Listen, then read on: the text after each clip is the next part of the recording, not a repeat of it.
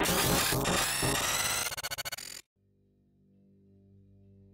everyone, and welcome to another episode of Sasquatch Theory. In today's episode, I interview Gary Taylor, who had a strange encounter near Interstate 70 in Columbia, Missouri. I've had several Bigfoot reports from Columbia in the past on the channel, and some that were shared with me off-air. I have hunted in Columbia in the past, and there is a lot of forest and farmland. I know the whitetail bucks can get really big there due to all of the agriculture in the area. I had a bad experience hunting there in Ashland, Missouri, close to Columbia one year. My brother took me to a deer camp to join him and his friends, and me and a buddy went down a gravel road on some public land to hunt for the evening, and a guy in the four-wheeler waved us down. We stopped to talk to him, and the next thing we know, his face turns dark purple and he stops breathing. We both scramble and try to get the gentleman off the four-wheeler, and he was a big guy because he was overweight. We both managed to get him off the four-wheeler, and I tried to call 911 on my cell phone, but I had no service. So I immediately jump into my friend's car, and I am doing about 60 miles plus in reverse because there was no place to turn around. I finally get to a spot where I had a few bars, and I was able to call the paramedics. The sheriff show up and a helicopter lands in the area, but it was too late, and they told us that he had died of a heart attack. After we left the scene, we see a group of 3 or 4 guys come out of the woods, and they said they were looking for their friend on a four-wheeler, and have we seen him? We told them about what had happened, and everyone was crying. That moment really haunts me to this day, and I wish I could have done something to help him. I know my friend was giving him CPR when I took off in the car. You have to live life to the fullest because you never know when you will take your last breath. I had to mention that because it was on my mind thinking about the area. But yeah, guys, with all of that being said, let's dive into this next Bigfoot report from the state of Missouri.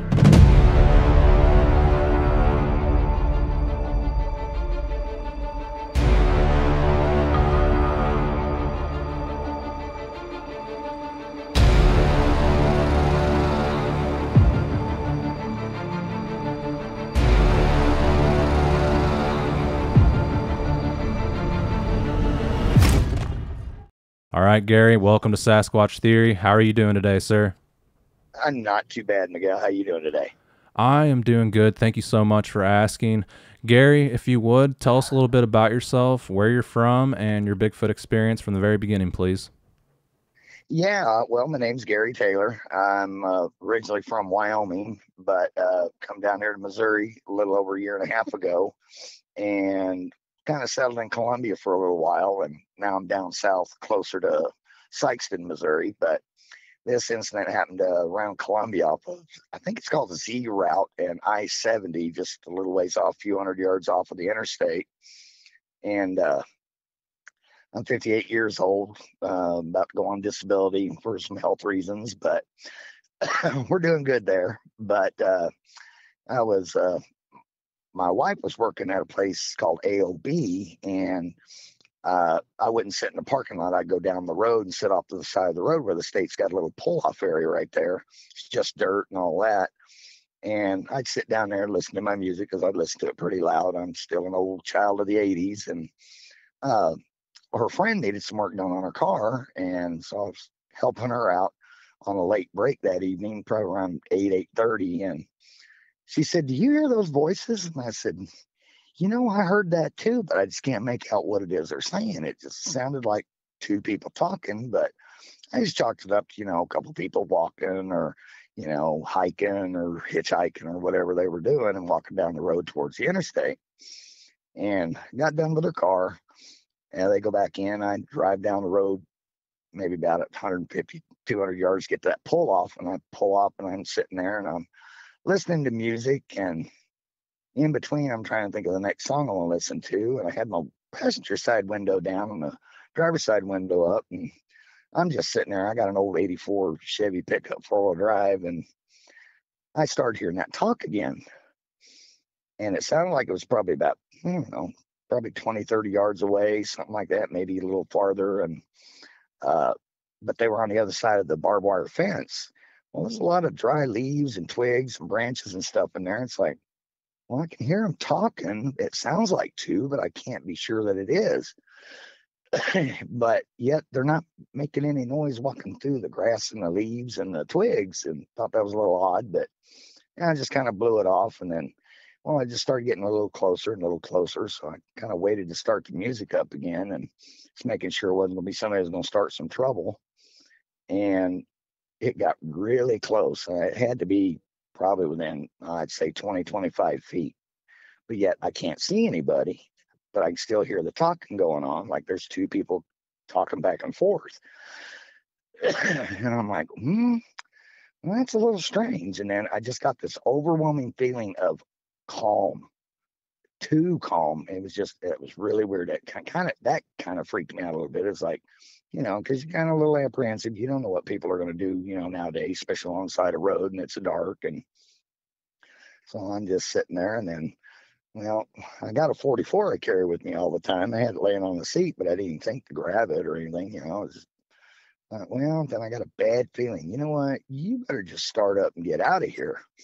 So I started up and I went to put it in gear, and I looked in my driver's side mirror, and I swear there was somebody, not real tall, 6.5 foot tall, maybe. Looked like they were wearing like coveralls. And this is right around March, April, in that area. And it looked like they were wearing coveralls or something, and kind of bulky, but nothing huge, not like a regular person, maybe just a taller person. And the talking stopped. So I thought, wow, that's weird. I put it in gear real quick, turned on my headlights, went to take off, and that's when I seen it. Is when I hit my brake lights. It was all black, but I never saw any hands on it. I mean, I wasn't paying that close attention. I was just trying to get out of there real quick. I did a U-turn on the road, went up, and there's another side road just down over there. So I went over there to where it's open field, and I can actually see a little better if somebody's come walking up. And that was all fine. Like I said, it just, that overwhelming feeling of too calm. That's not me. I'm usually kind of, I'm not on edge, but you just be prepared, because you just don't know what people are going to do nowadays. I still thought it was a person, but yet the talking was really funny. It was like another language, but not a human language that I've ever heard before. And I've heard Russian, German, Polish, all that stuff. And I don't know, it was just really odd. So I sat over there and I was just thinking about it, and I was like, still didn't get really all that nervous. And then that was pretty much the end of that night. And that was around 10 o'clock at night, by the way. And the next day, drop her off at work. And then around the same time, around 9:30, 10 o'clock the next night, I'm sitting there and I'm listening to, it was some pretty hard rock, like ZZ Top, AC/DC, that kind of stuff. And I was really kind of cranking it up pretty good. And right in between the songs, I paused and was going to try to pick the next song. And all of a sudden, this tree just come crashing down with an ungodly force. And I've been in the woods. I've been growing up in Wyoming and Texas, and I've hunted, and I've seen deer and some bear, a few bear. I'd actually seen a mountain lion one time, and none of those bothered me one bit. But that tree come down like something it had to have been shoved over. I'm thinking, well, maybe a cow hit it or something. But I got to think, wait a minute, there's no cattle over here. So what in the world would have pushed that over? Well, that kind of spooked me. So I started up immediately. I said, okay, I get the message. I'm out of here. And I started up and I went back down that side road again and sat there. And well, then I told the wife about it after that when she got off work at midnight. And she kind of, yeah, okay, whatever. And it's like, I joke around a lot. So I wasn't really expecting her to take me serious, but that's pretty much how it went. And I was just thinking, it's awfully odd. It's only a few hundred yards to the I-70 interstate from that Z route. Why in the world was something like that if that's what it was? And I can't say that is what it is. But what else knocks a tree over? And it had to be a pretty good sized tree, because it made one heck of a noise. And that one did shake me up a bit. So that's when I started up and just got out of there. But that's pretty much how it all happened. Like I said, I just seen that one dark figure, but I couldn't tell you whether it was a person or whatever, but I know it wasn't no bear or an animal of that caliber anyway, or a deer or something like that. But that was just awfully strange. And then I asked her friend later that night too. I said, "You remember them voices?" She said, "Yeah." And I went to tell her about it. And she had kind of a funny look on her face. So I just said, you know what, just be quiet. She don't think you're crazy or, spook or whatever. But yeah, that was just crazy two circumstances back to back. After that, not a thing after that. But then again, I was a little bit nervous just sitting down there. So I was kind of a little more aware of my surroundings after that. Tried to find who owned the property so I could walk back up in there during the day and see if I could find that tree that got pushed over so I could at least get some pictures to prove what I was saying, but never could figure out who it was, and I didn't want to trespass. But that's pretty much it, how it all went down. All right, Not Gary. real interesting, but Yeah, thank you so much for sharing your experience and your encounter with me. What side of town was this on in Columbia? oh, I'm sorry, I should have told you that. It would be on the east side of Columbia, probably, boy, I'm trying to think, maybe about 4 miles east of Columbia, I think, or five out there. I'm trying to remember what the mile marker is, but yeah, about 4 or 5 miles east, wherever that Z route is off of I-70, just east of Columbia. And then back in, like I said, maybe 200, 300 yards tops, if that far back in. Maybe about a quarter mile or so, right in that area. Okay, thank you very much for sharing that. And how big Oh, do you you bet. estimate the creature to be? How tall? I'm trying to go by my topper, and it was as tall as the topper on my truck. I haven't really measured it, but I'm gonna say it's about 6.5 foot tall, would be my guess. It was real close to 6.5 foot tall. I Eh, mean, it would have been a kind of a tall person, but not overly tall to where it couldn't have been a person as well. But that language just that wasn't right. I don't know what that was. Yeah, and could you see any eye shine?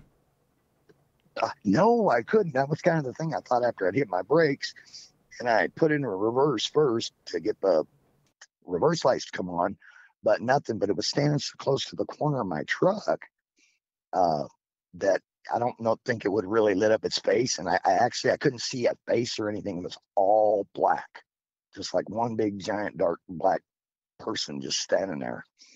And I thought it was on my passenger side, but when I went to put it in gear to get out of there and look to my left, to my driver's side mirror, that's when I saw that figure. And I'm like, so ever since then, I'm like, well, did I really see that? Did I not see that? Was it just my imagination? After something like that, you kind of start questioning yourself. But them voices, that language. Now, whether there was one or two, couldn't tell you. Only saw the one figure. At least I think I did, unless my mind was running wild with me, but I don't think so. But it just kind of got a little creepy. Hmm. What did the voices sound like? Oh boy, I'm trying to think. I've heard a lot of the sounds off of your program. I listen to it all the time, and it was, well, I'm not even sure I could replicate how they were talking. It just sounded like, I don't know. I don't know. I really had to explain it, like garbly of words that make no sense to me, but it didn't sound like a foreign language, but it was sounding like two people talking to one another, kind of a kind of thing. And then it was back again, but it was a little more pronounced. I mean, I really don't know how to explain that one. That was the oddest thing I've ever heard in my life.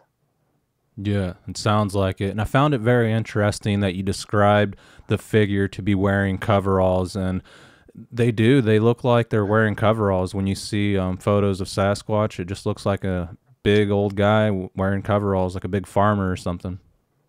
Yeah, and it was like, like the insulated ones, kind of adds a little bulk to you. I've had to wear them living up in Wyoming, running fuel and stuff to the coal mines, so you look a little bulkier than what you really are, but that's exactly what it looked like. And I never thought about, ever running into one of them. I've always been fascinated with it. I've seen the Patty film and, I've always believed, I've just never seen. And even with what I think I saw in my mirror, I can't say 100% for sure what it was, but it had two legs, two arms. I could see the V between its legs, the inseam part, and then I seen the arms kind of sticking out just a little bit past shoulder width, but it wasn't real wide. If I had to guess, maybe maybe 3 foot wide at the shoulders at best. So it wasn't overly huge or anything like some of the stories I've heard. Because if it had been one of those, oh yeah, I probably would have had a heart attack. I'm not real sure how I would react. It just that when they were talking, it was just this weird because I'll react to an emergency and help out anybody, anytime, car accident, whatever it is, and I can stay under control, let it stay calm. But this calm feeling I got when those voices got really close, I got a little nervous about them getting close, but at the same time, I had this overwhelming feeling of just stay calm. You're so, I mean, almost so calm. I was so relaxed. I haven't been that relaxed in probably years. And then after thinking about it, I'm like, why did that happen? That just don't make sense because I know me. That's just not me. I wouldn't be that way, you know. But I don't know. That's really crazy the way it all went. Yeah, and you think their presence had something to do with the calm feeling? I, I'm gonna guess so. That's the only thing I can really attribute it to. I mean, I'm not sure about that. I mean, I didn't get any mind speak or anything like that that I've heard people talk about, but yeah, just this big sense of just be calm. You're calm. Everything's fine. This is, you're okay. And it's like, oh, okay. And I actually was kind of into it for probably a minute or two. And I'm going, wait a minute, something ain't right here. This is something wrong. And that's when I decided, you better just start up and get out of here because I don't know what the intentions of this individual or individuals is going to do. So, but yeah, that was little nerve wracking later on after thinking about it, afterthoughts. But at the time, I was like, you're never this calm. I was almost like taking a sedative and somebody putting you at ease, kind of thing, is how I felt. Yeah, that is interesting. I wonder if they were using like the infrasound, like maybe you were stunned a little bit. I honestly would not be surprised if that's what that was. But like I said, I know of no animal that makes that kind of a noise. And it was definitely a language. If I had to say it was language, it was a language. It was like two people talking, but I only saw the one figure in my mirror. I didn't see anything on the other side of me. And that barbed wire fence wasn't, 10 feet away from me, I guess, off my passenger side. And with my window down. And, normally I'd be like, you better get your hand on your gun and have it out and ready just in case somebody comes up and tries to open up that door because it wasn't locked. I leave it unlocked for when the wife comes out for breaks, so I don't have to keep leaning over and unlocking it. And I didn't even think to lock my door. I mean, no sense of worry about my safety or nothing. It was like, everything's fine. You're safe. Everything's cool. Just relax. It's all good. But then when I saw that, I was like, something was wrong before that. But then seeing that in the mirror, and I went, no, you got to get out of here and do it quick. So I wasn't sure what its or whose intention was going to actually be. Yeah, that is interesting. And what year did this happen in? What month? Oh, boy, I'm just not really putting it all together for you. This happened just last year. Like I said, I'm pretty sure it was in the March, April area.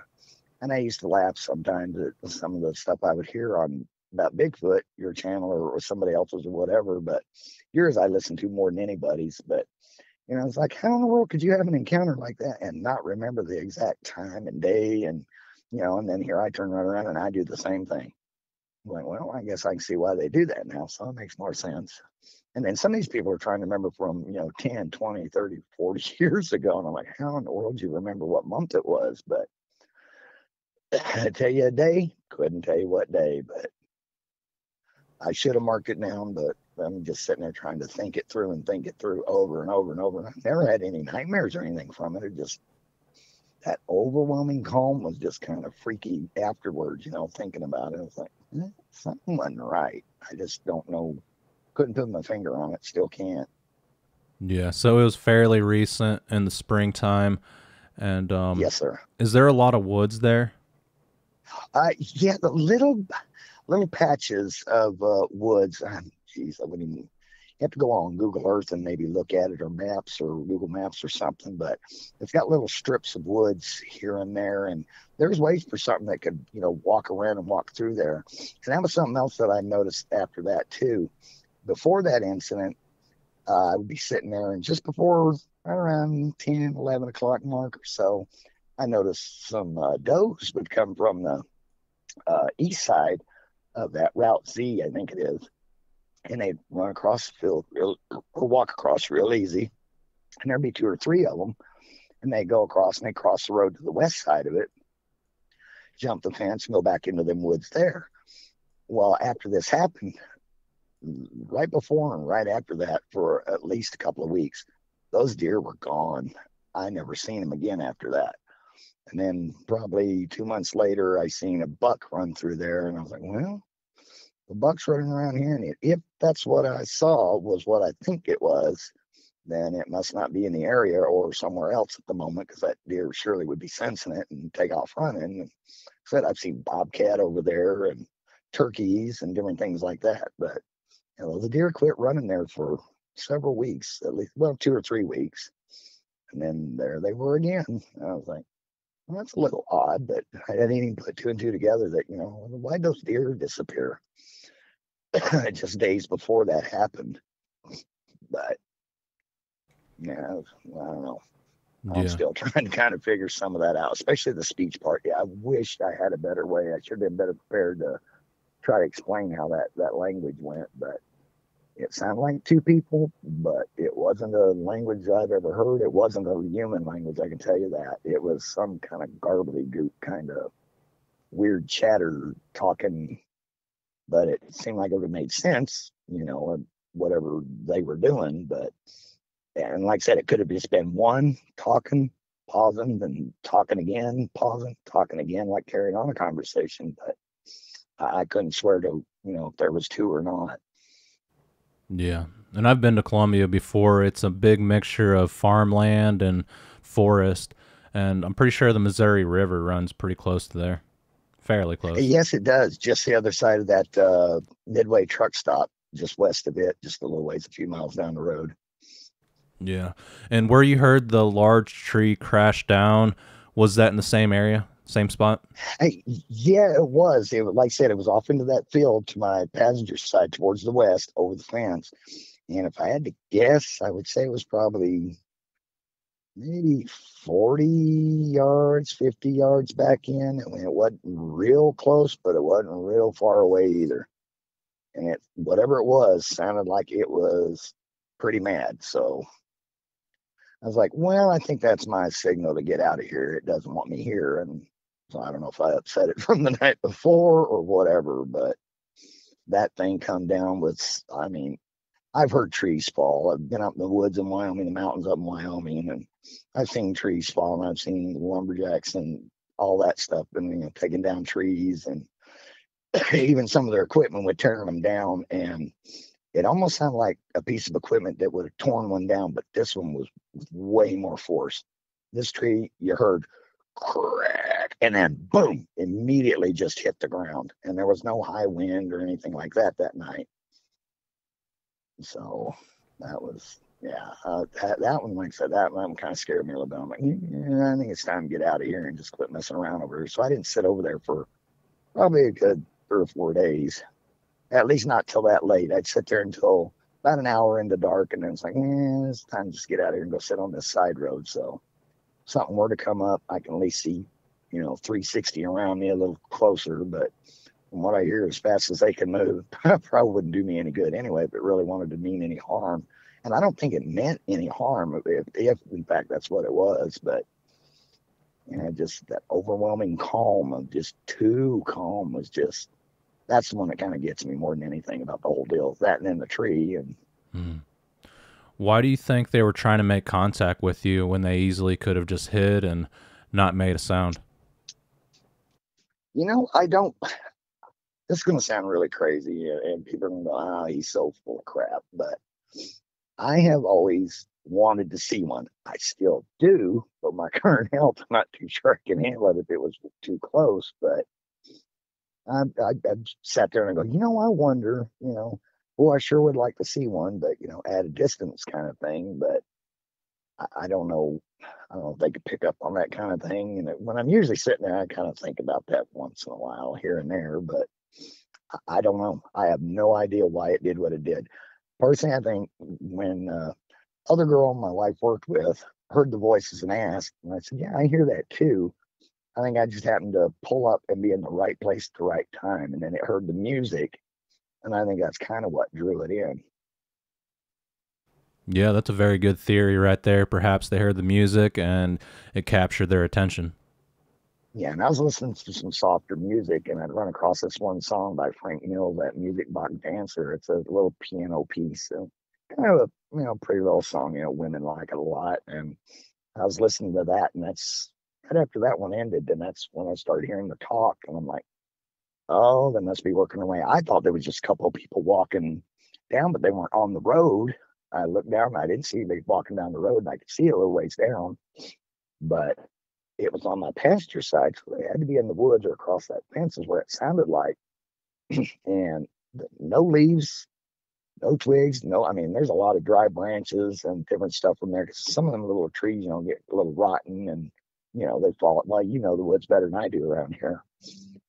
Me growing up in Texas and then up in Wyoming, and how in the world could it have done that and not made a noise walking? But yet I heard it talk, but not that.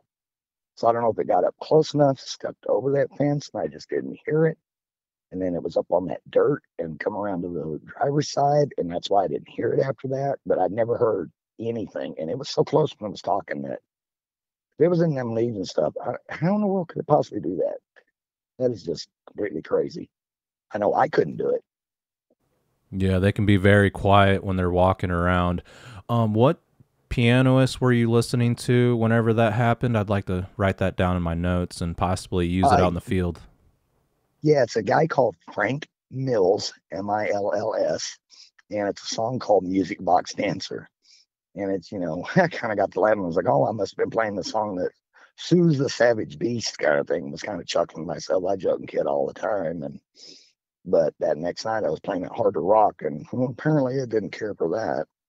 And I'm not sure if that's the reason why it pushed the tree over, but or whatever did cause it to get pushed over. But with that kind of force, I would liken it to somebody driving a pretty solid piece of equipment or their vehicle, a good heavy duty truck, and running into a tree and hitting it at probably 40, 50 miles an hour. It went over that quick, that hard. And I'm like, well, that's all I need to hear. And it was kind of weird because if it would have done it while I was listening to the song, I wouldn't probably ever even heard it. But it was right in between when I had a pause and was going to try to pick the next song I wanted to listen to because I listen to a variety of music, country, rock, you name it. And well, the Frank Mills one's a good one, uh, but it just happened to pick that time is when that tree just decided to come crashing down with that force. I have a hard time believing that was just a coincidence. I think it was trying to send me a message. Hey, you're kicking me off. I'm trying to hunt or do whatever it was doing, and I upset it or whatever it was. And I even looked and looked and looked for several weeks afterwards. Well, does somebody really have cattle over here? And I just didn't see it, and a bull knocked it over or something. But boy, that bull would have had to been in a full run to knock that tree over that hard. But Yeah. so I don't know. I have no idea why it does what it does or why it did to me what it did. Or I think curiosity probably more than anything. Heard the music, and that's just my guess, but I don't have a clue. Yeah, it could be that it was letting you know that it was in the area, or you got in the way of its plans for the night. I'll go with whatever theory you come up with. You know way more about these things than I ever will, so I Yeah. want to learn so much more. But Mm.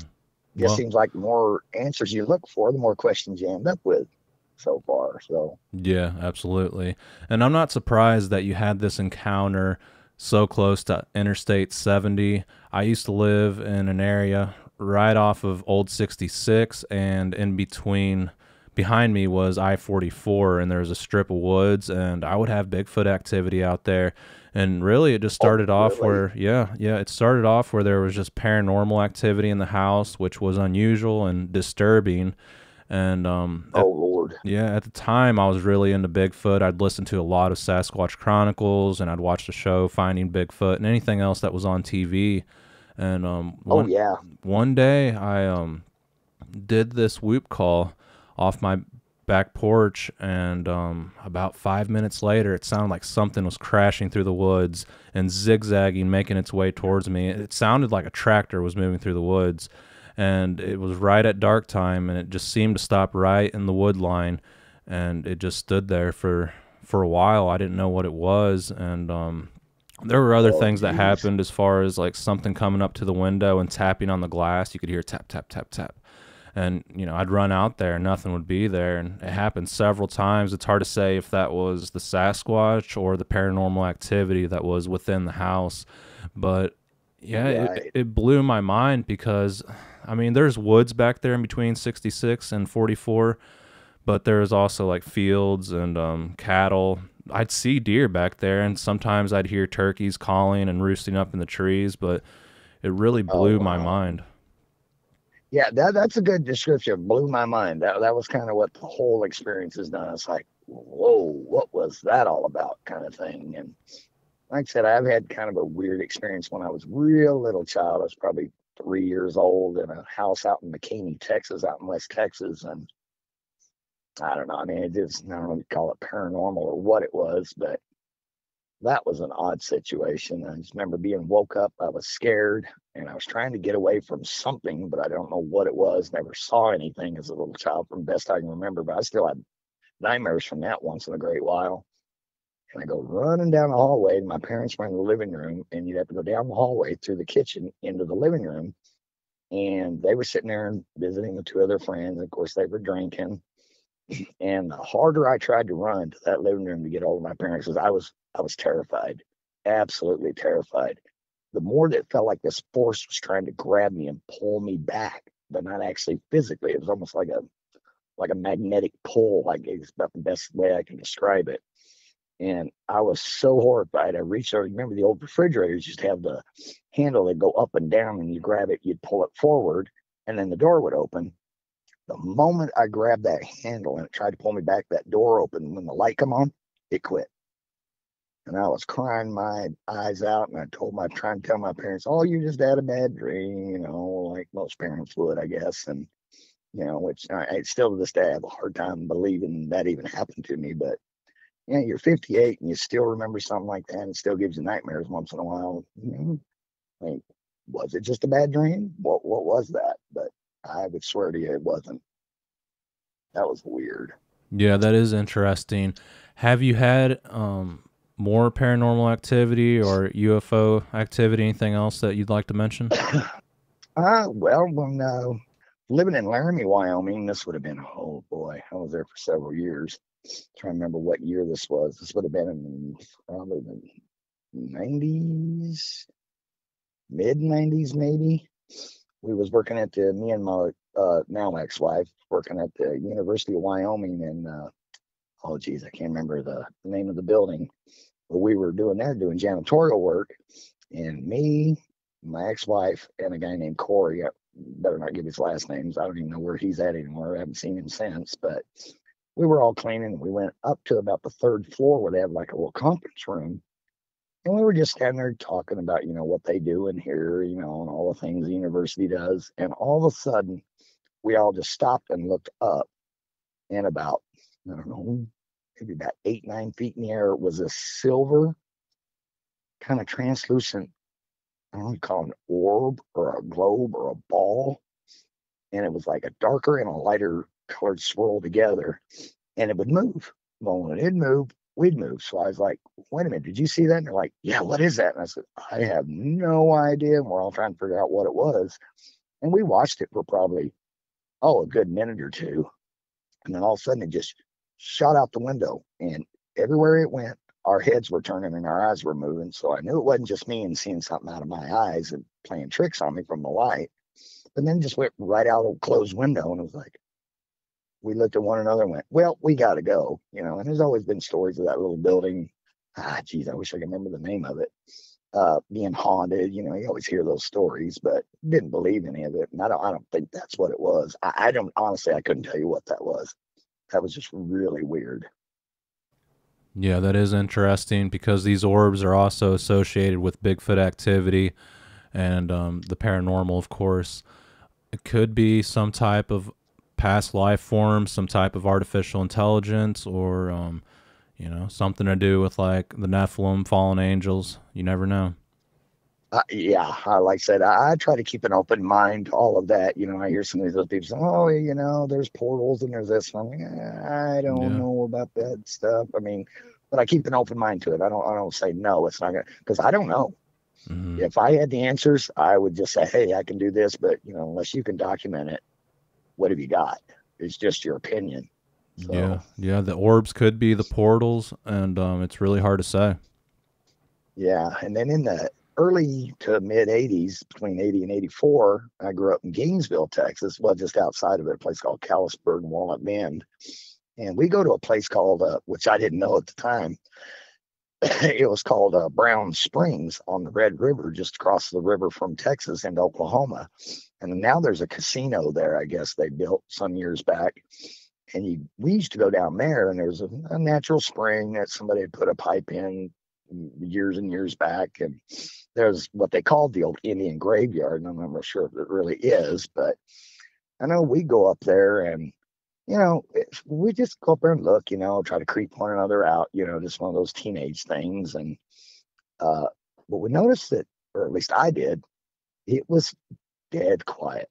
I mean, not a cricket. And you know how the woods are. I mean, they're full of insects and birds, which birds ain't gonna be making noises except for some owls. And there was a couple of big owls around the area, but not a sound. I mean, deathly quiet. And it's like, I think it's time we better get out of here. Well, I never attributed it to what caused it. Just thought, well, it's just us. We made the noise and everybody got quiet, all the insects and everything. But I've never known to have done that before. But and that happened several times. And then we left, and then listening to your show and Sasquatch Chronicles and the one Fred does, Fred Roll. Uh, well, not Fred specifically, but this one because he just does the Alaska thing or whatever, as you know. But uh, then I heard that a couple other guys, that Bear and Kumbo or whatever, I guess they're the ones that started talking about North Central Texas. And I'm like, wait a minute, that's where I grew up. Well, that's when I found out that was called Brown Springs, just down that dirt road a little ways, quarter mile, half mile, whatever it is, down a little farther. And apparently, I guess they had such a bad experience down there, they will not go back there at night. And we actually had an officer one night when we were down there thinking about, cracking a few beers and having a party. And then here come the county sheriff and was like, keep the beer in the trunk, kind of keep it in. And, we were underage. And pulls up and asks us what we're doing. So, we're just checking out the old Indian graveyard. He goes, well, are you kids armed? No, sir. None of us had a gun. And he goes, well, I wouldn't suggest being down here. He says, the mafias and different things from Dallas Fort Worth like to dump bodies up here. And he says, we've had quite a few people go missing. He says, don't make the news all the time, but people come up missing down here, and we find body parts here and there once in a great while. We thought he was just messing with us to scare us off. But then hearing Coonbo and Barry's story from there, I was like, oh, Lord, I didn't realize the Bigfoot there that they know are there are really aggressive. But I never put two and two together. So I was just too ignorant in those days about Bigfoot, I'd seen what was that, Boggy Creek Monster movie, Legend of Boggy Creek or whatever, and I was really fascinated with that. But I was like, "She's I ever seen one of those when I was in the woods? Oh, I don't even know what I'd do. I would probably panic. I just honestly don't know what I would do." Yeah, that is very interesting. Right now, currently, I'm researching an area here in Missouri in the Mark Twain National Forest, and with a police officer, and he claims that the mafia has dumped bodies out there. And that's pretty interesting. I think the government took it away from them. They used to own the land and have a cabin out there, and when that was discovered, really? they turned it into the Mark Twain National Forest. But yeah, it seems like these creatures Right. are very aware. When people are doing something wrong or something's off, they seem to be present. So it's hard to say.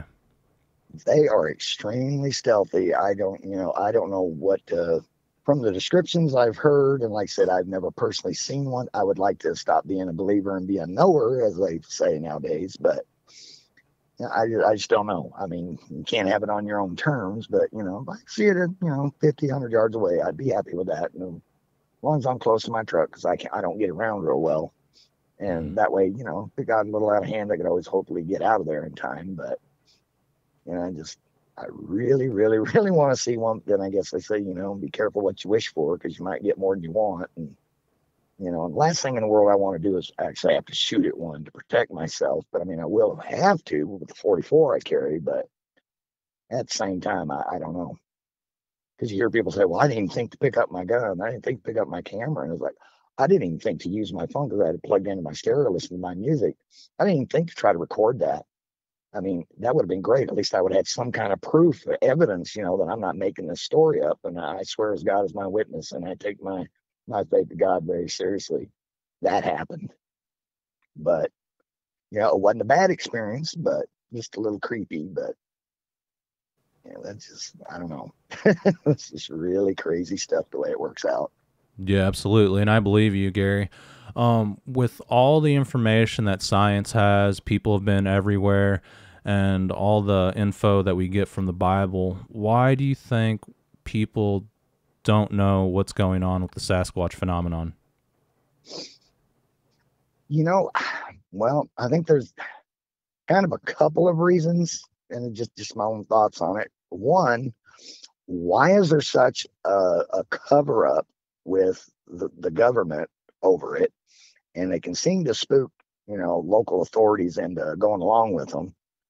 But at the same time, these things are just so elusive.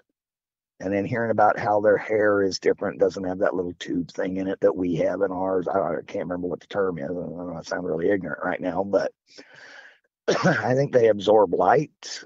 It just makes them really hard to detect. But the thing that gets me, I mean, apparently their feet are designed a certain way to where they can walk on things that, well, we'd never do barefoot, obviously, but how they can do it and be so quiet and stealthy is just unbelievable. I mean, I guess that kind of adds to the creep factor for me, because right now, I'll tell you now, I mean, I've never been a big deer hunter. I've gone deer hunting a couple of times in my life, got my deer, no big deal. Never thought to see what the big deal, how hard it was. But, at the same time, it's now I won't go out there. And I most certainly am not going back in the woods now by myself. If the wife's not with me or somebody I can trust, and know that, if I can't pull the gun to protect us, then, hopefully whoever it is has one and can do it, or whatever. But, I just don't know how I would react. But as far as not being able to get it, I mean, between the cover ups and the threatening people that I've heard,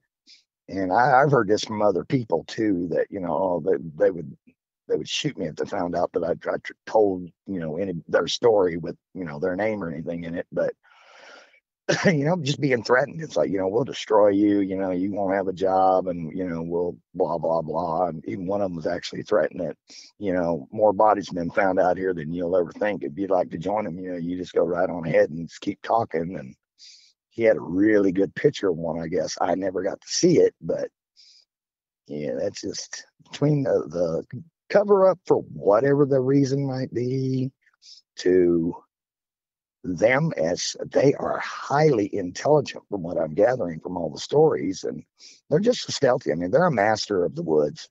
I mean, they can just, that's why I'm not sure about the portal thing or not, but I keep my mind open to it, because until I see it for myself, I don't know. I can't say that it's not, can't say that it is, but I'm one, I kind of like to see it for myself. It's like the dog man. That one was a little hard for me to wrap my head around, but over the last year, after hearing these stories, I really just don't believe these people they're not all not telling the truth. I mean, I think there's something to that. And that one kind of bothers me too, be out there, especially by yourself, and then run into one of those as aggressive as they are. Nah, that's all right.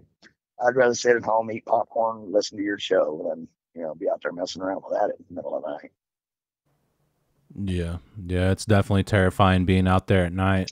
it's all fun and I hope I games. answered your question. I mean, I know I get a little sidetracked, but Yeah, yeah, you did. And yeah, being out there at night, it's all fun and games, looking for Bigfoot until it gets dark and you start thinking about Dogman and all these strange things that are going on in the woods. And yeah, and I have never seen an orb or a globe or a ball or whatever it is that glows in the woods.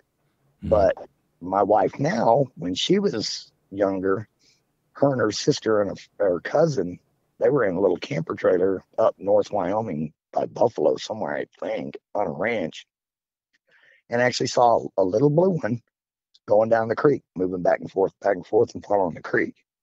And believe me, this woman does not.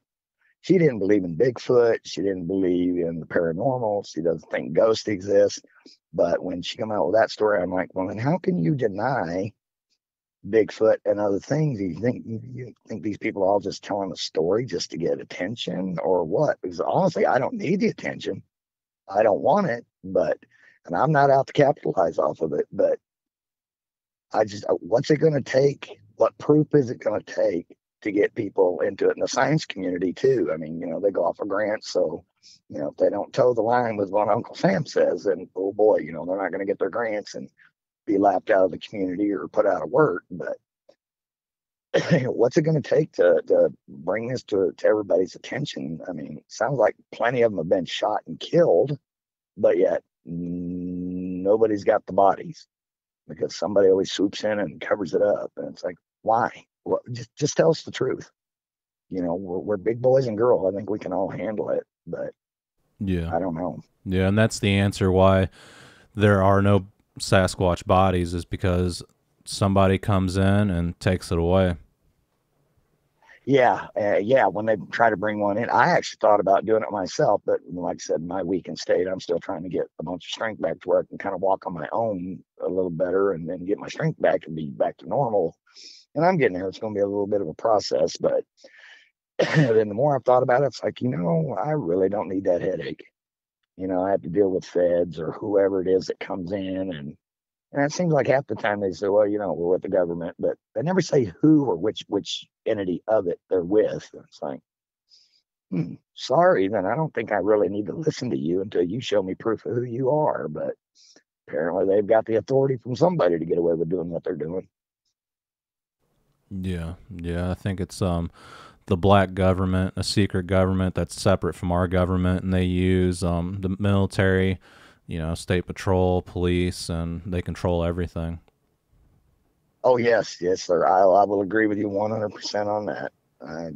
Plenty of friends have been in the military, and some of the stories I've heard there too. It's, the things that go on behind the scenes, it's just unbelievable. If people knew, they would be having a big fit. But you know how it is. I mean, just look at the way things are going right now. I mean, squeezing us to death on everything you buy and do. So, I don't put much past them about anything anymore. There's not really a lot they can pull that would really surprise me anymore.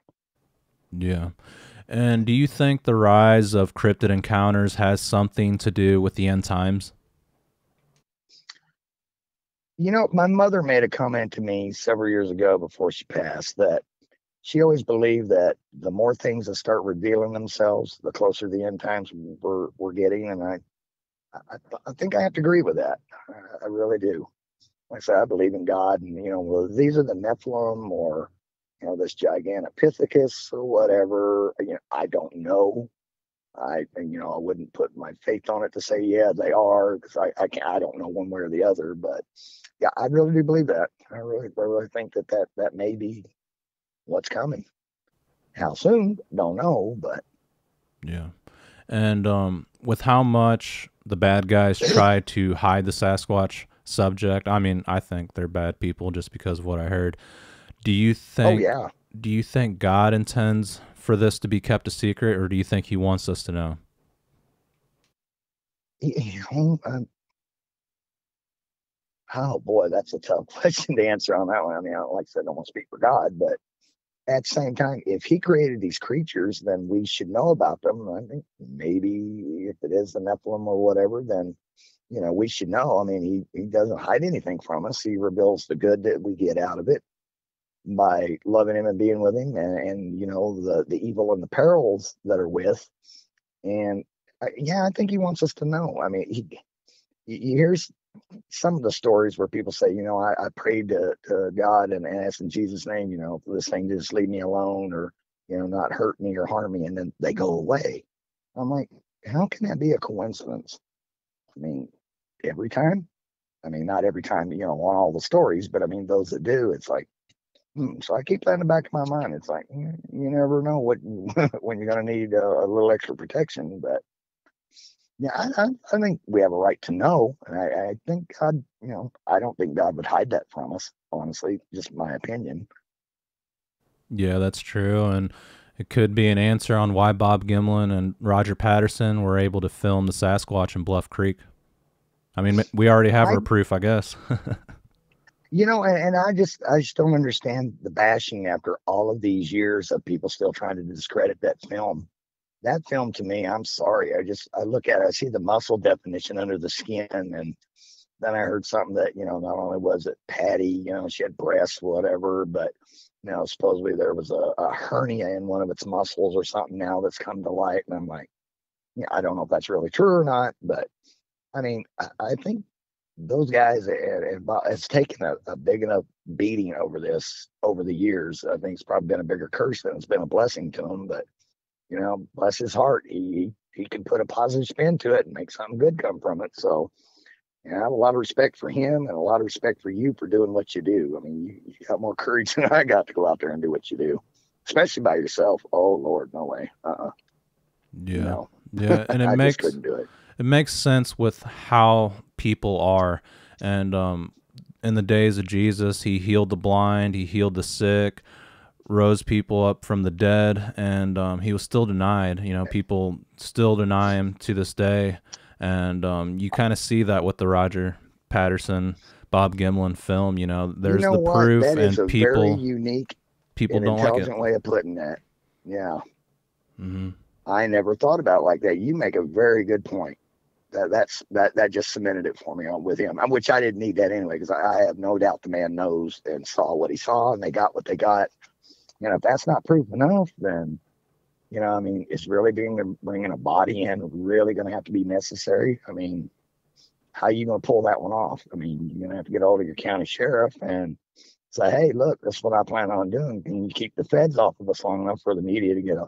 Well, I mean, even if you were to find one that would go along with that, you know, the feds are going to get their way at some point. The pressure's just going to be too much. I mean, people don't want to lose their careers and their retirements and all that. And I understand that, but you know, I don't know that entity, that dark entity, that dark government, that is an evil thing. That's a real evil. I don't Hmm. think Sasquatch so much is evil. I think, you know, some of these encounters that get bad, or, you know, you just happened to catch them when they were hunting, or, you know, you scared them, or, you know, you startled them, they surprised them or whatever. And, you know, caught them off guard because they were busy eating or doing whatever it is they do. But in order to just go out and try to sneak up on one, good luck. I don't think that's happening. Yeah. I think somebody needs to take and go find an old fashioned camera that's nothing digital and use those to try to get these pictures or more video. Because it just seems to have something to do with these electronic devices. It just seems to know. Now, whether it's your thoughts in your head that it can seem to read, if that's what it does, or how it knows or detects that, I don't know. But yeah, I think the old fashioned cameras and stuff, you know, might be probably an easier way to get a photo or video again. But you know, I don't even know if you get your hands on any of that kind of stuff nowadays. But Yeah. I this think is going that's to be a the tough task. hmm I think that's the best route to go, is to try to get some HD footage of the Sasquatch. And there's the Olympic Project. I think it's based out of like Washington or Oregon. And their goal is to bring in a body. And I think that is a terrible idea. And, you know, they really need to consider it. Not because, you know, harming the Sasquatch. You know, I think it'd be good to prove this to everyone. But I think the fear that will come along with killing one of these things will be too much to bear. And like you said, the Right. feds will come in, they'll threaten them, and I think, you know, it'll make anyone tremble in fear, and I just don't think it's worth it. Yeah, and I, and this is just my opinion on it. I could be dead wrong, but if one person were to pull it off somehow, and it got out and they couldn't get to it, and whatever, and we could just finally get it out there once and for all, and the whole world could see it. Is it going to start a gun frenzy of people going out going, oh, look, it's really a monster, they all need to die? It's like, they're a living creature. God made them. God wants them here for a reason. There's not for us to play God and decide what lives and what doesn't, so just my own personal thoughts on that one. I've even had the same thoughts too. I was like, well, if it's aggressive and attacking me, and I've got the opportunity to take a headshot, because it seems to be about the only way to really get one with a high-powered pistol or rifle, then so be it. But that's only for my own survival. But I'm not too sure that's really going to work most of the time, So you're taking any chances in your hands. And these people that want to go out and just start getting trigger happy, they're going to be like that one old boy that seen one they put together, and he took a shot at it and went chasing it up at the end of this little thing I heard about. Little, like dozers that push this dirt embankment up like a little target shooting range. They were going to build something there, but then it got canceled or whatever the story was. And apparently this guy seen this Sasquatch, shot it. It went down, so he goes running down there with his rifle and climbs up the embankment, goes over the top, and then, well, he disappears. Well, his wife can't figure out where he's at, doesn't know where the shooting place is, so she calls his buddy and says, hey, so and so, husband's not back yet. Do you know where he's at? Oh yeah, I'll go out there and check on him. Well, he goes out and he's looking around. And he sees the fresh marks in the dirt going up that embankment. So he goes bopping down there, climbs up, and blood all over the place.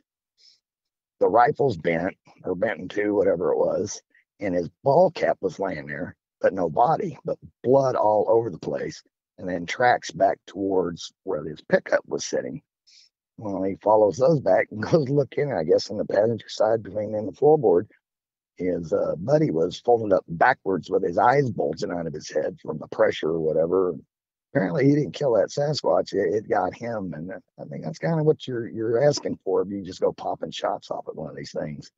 Yeah. And like I said, they never seem to be just one. Mm-hmm. It always seems to be a group of them, and that's what I'd be afraid of. You get one, and you're going to have the rest of them. Hey, good luck. I mean, unless you got an army of people standing there, armed, heavily armed, you're probably not going to walk out of there. Yeah, absolutely. If you kill one, the clans work together for the survival of the group, and you're going to have to kill them all. And, let's say if I did kill Sasquatch, I called the authorities, and if I went missing and they covered up the body, would you ever know about it?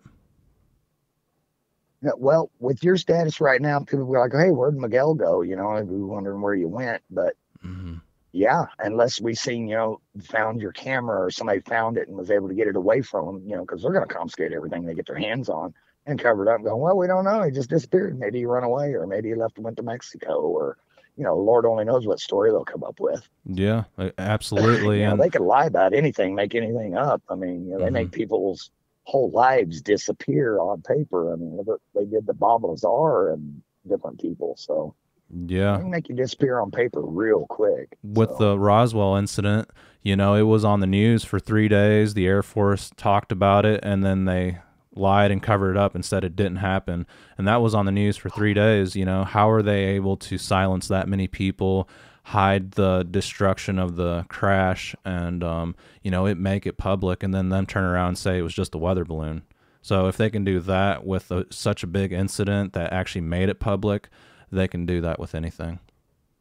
Oh yeah, definitely, especially in this digital age. I mean, they can news spread so fast. I mean, they've got to be on top of it. So I just can't help but think they've got teams of people out there that are on the ready, on the go, and listening.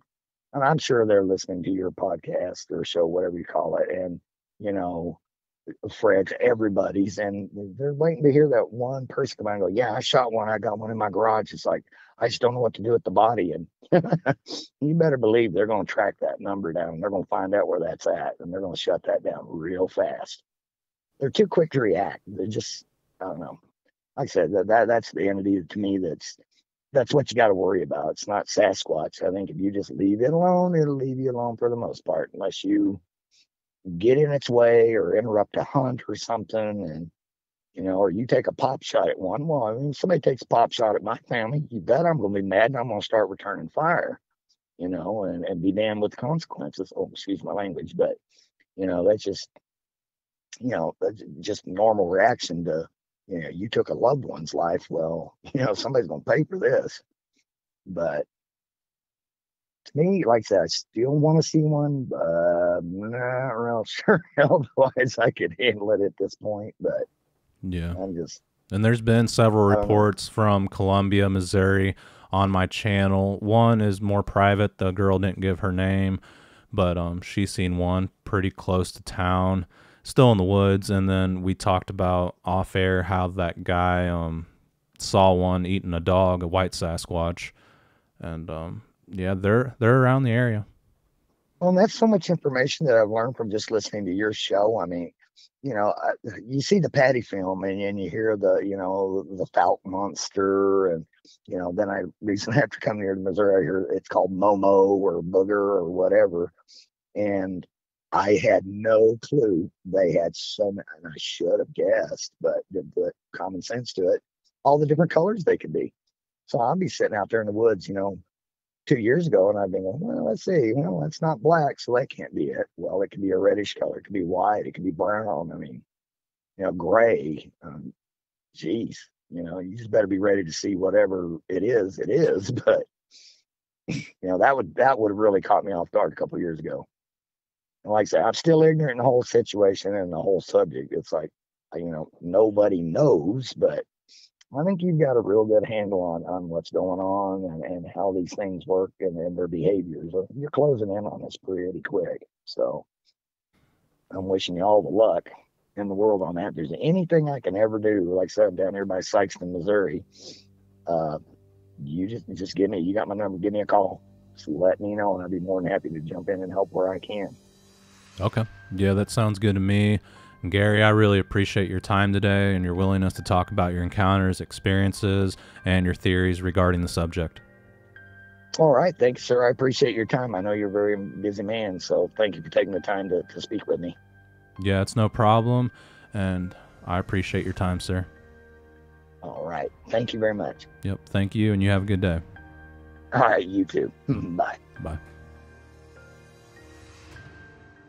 All right, Gary, thank you very much for sharing your Bigfoot report with all of us here on Sasquatch Theory. And I do believe that was a Sasquatch that approached your car that night, and you even heard the chatter, which many people in the past have described. It's hard to say what they were really up to, but most likely they just did not want you in the area.